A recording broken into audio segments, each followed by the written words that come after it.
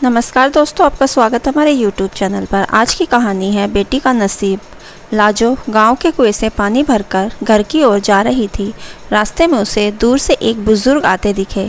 जब वे पास आए तो उन्होंने कहा, बेटी मुझे थोड़ा सा पानी पिला दो। लाजो ने कहा, हाँ हाँ बाबा, क्यों नहीं, ये लीजिए पानी पीजिए। यह कहकर उसने पानी का घड़ा हाथ में लेकर उन्हें पानी पिला दिया। पानी पीकर बुजुर्ग ने उसका धन्यवाद दिया और आगे चल दिए। कुछ देर बाद लाजो घर पहुंची तो देखा वे बुजुर्ग और उसके पिता खाट पर बैठे थे। रामधन जी, जो कि लाजो के पिता थे, रतनलाल उनके ही पुराने दोस्त थे, जो कि दूसरे गांव में रहते थे। कई साल बाद वे रामधन से मिलने आए। रामधन जी ने जैसे लाजो को देख वे बोले, ले भाई रतनलाल, आ गई मेरी बेटी। इसी के बारे में पूछ रहा था ना, बहुत ही होशियार बच्ची है। बस मेरी गरीबी और इसकी माँ के न रहने के कारण इससे इसका बचपन छिन गया। आ बेटा, ये तेरे चाचा हैं, मेरे बचपन के दोस्त। लाजो कुछ बोलती उससे पहले ही रतनलाल जी ने कहा, भाई रामधन, तेरी बेटी बहुत संस्कारों वाली है। आज कुएं पर इतने मुझे पानी पिलाया था, और कोई होता तो पहले मेरी जात पात पूछता, फिर कहीं जाकर पानी पिलाता। तेरी बेटी के बहुत परोपकारी है। अपनी तारीफ सुनकर लाजो शर्मा कर अंदर चली गई। तभी रामधन ने आवाज़ लगाई, बेटी अपने चाचा के लिए कुछ मीठा ले आ। रतनलाल जी ने उसे रोकते हुए कहा, भाई मुंह बाद में मीठा कर लेंगे, पहले मैं जिस काम के लिए आया हूँ वो तो सुन ले। हाँ भाई बोल, क्या बात है, घर में सब ठीक तो है ना? रामधन की बात सुनकर रतनलाल ने गंभीर होते हुए कहा, भाई मैं अपने बड़े बेटे के लिए तेरी बेटी का हाथ मांगता चाहता हूँ। अब इस दोस्ती को रिश्तेदारी में बदल देते हैं। यह सुनकर रामधन बहुत खुश हुआ। उसने कहा, बात तो तेरी ठीक है, अगर तेरा बेटा है तो मैं तैयार हूँ, लेकिन भाई मेरी हैसियत तो तू जानता ही है। जहाँ तक मुझे पता है तेरा तो शहर में बहुत बड़ा कारोबार है। कहाँ मैं और कहाँ तू? रतनलाल जी ने कहा, पैसा की तू चिंता मत कर, मेरे बेटे के लिए कई बड़े घरों के रिश्ते आए, लेकिन मैं ऐसे बच्चे को अपने घर की बहू बनाना चाहता था जिसमें संस्कार हो। वो मैंने तेरी बेटी के अंदर देख लिए। तू बस हाँ कर दे, बाकी सब कुछ मेरे पे छोड़ दे। रतनलाल जी की बातें सुनकर रामधन ने तुरंत हाँ कर दी। ऐसा घर बैठे रिश्ता आए तो कोई भी मना नहीं कर सकता। किवाड़ की ओट में लाजो यह सुनकर रही थी। रतनलाल जी आगे कहना शुरू किया, हाँ ये बात हुई ना खुशी की, अब जल्दी से मिठाई मंगा, अब मज़ा आएगा मुंह मीठा करने में। रामधन की आवाज़ लगाने पर लाजो रमाते हुए मिठाई की प्लेट लेकर आ गई। रामधन ने कहा, बेटी आज से ये तेरे ससुर हैं, इनके पैर छू। लाजो जल्दी से पैर छूकर वापस चली गई। उसके जाने के बाद रतनलाल जी ने कहा, भाई मेरा बड़ा बेटा सत्यम मेरा शहर का कारोबार संभालता है और छोटा बेटा वंश गांव में खेती देखता है। मैंने उससे सत्यम से शादी के बारे में पूछा तो वो बोला, पिताजी आप देखकर मेरी शादी कर दो। रामधन बोला, हाँ भाई, बड़े नसीब से मिलती है ऐसी संतान जो माता पिता का सम्मान करे। मेरे तो भाग खुल गए। मैं तो हमेशा ही चिंता में रहता था कि इस बिना बाकी बच्ची गरीब को कौन अपनाएगा।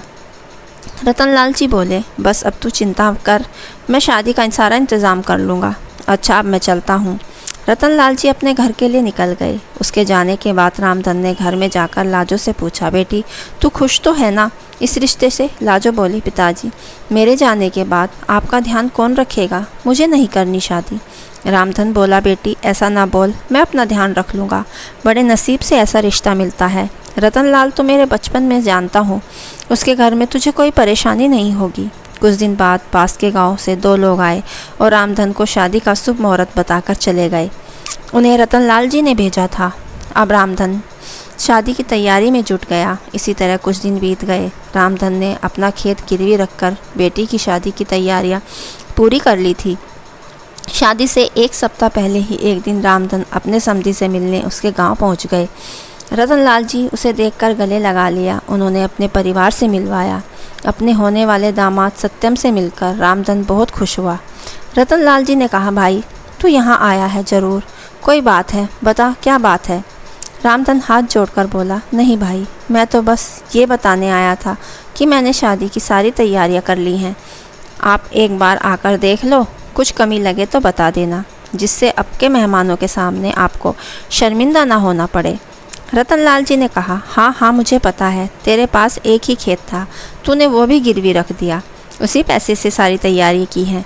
तुझे मुझ पर विश्वास नहीं था, जब मैंने कह दिया था मैं शादी की तैयारी कर लूँगा, फिर तूने ये सब क्यों किया?